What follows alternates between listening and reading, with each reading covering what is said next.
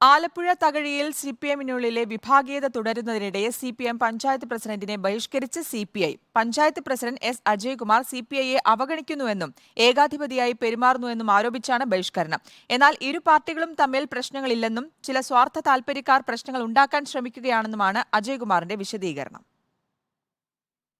CPIM ശക്തികേന്ദ്രമായ Alappuzha തകഴിയിൽ പാർട്ടിയിലെ വിഭാഗീയത പുതിയ കാര്യമല്ല. എന്നാൽ ഇതേ തുടർന്നുണ്ടായ പ്രശ്നങ്ങൾ മൂലമാണ് സിപിഐഎം നേതാവായ പഞ്ചായത്ത് പ്രസിഡന്റിനെ ബഹിഷ്കരിക്കേണ്ടി വരുന്നതെന്നാണ് സിപിഐ നേതാക്കൾ പറയുന്നത്.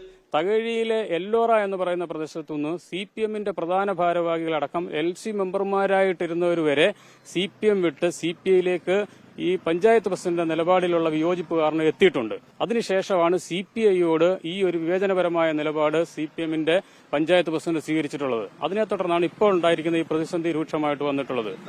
സിപിഐഎം തകഴി ഏരിയ കമ്മിറ്റി അംഗങ്ങളായ പഞ്ചായത്ത് പ്രസിഡന്റ് എസ് അജയകുമാറും വൈസ് പ്രസിഡന്റ് അംബിക ശിബുവും തമ്മിൽ അഭിപ്രായ വ്യത്യാസങ്ങളുണ്ട്. പാർട്ടിയിലെ രണ്ട് ചേരികളിൽ നിൽക്കുന്ന ഇരുവരും തമ്മിലുള്ള പ്രശ്നങ്ങൾ പരിഹരിക്കണമെന്ന് LDF യോഗത്തിൽ സിപിഐ ആവശ്യപ്പെട്ടു.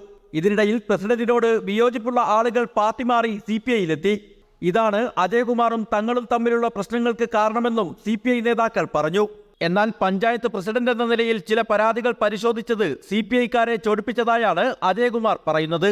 നിയമപരമായ ചില വിഷയങ്ങളിൽ ചില വ്യക്തികൾ അനധികൃതമായി കാണിച്ചിട്ടുള്ള ചില ഇടപെടലുകൾ പരിശോധിക്കാൻ വിട്ടിട്ടുണ്ട്.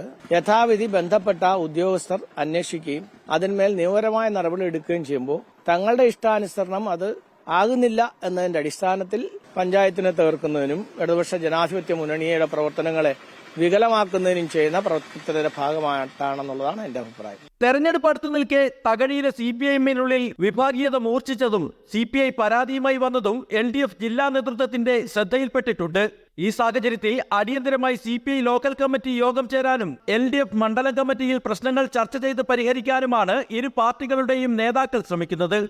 Reporter Levin K Vijayan, in reporter, Alappuzha.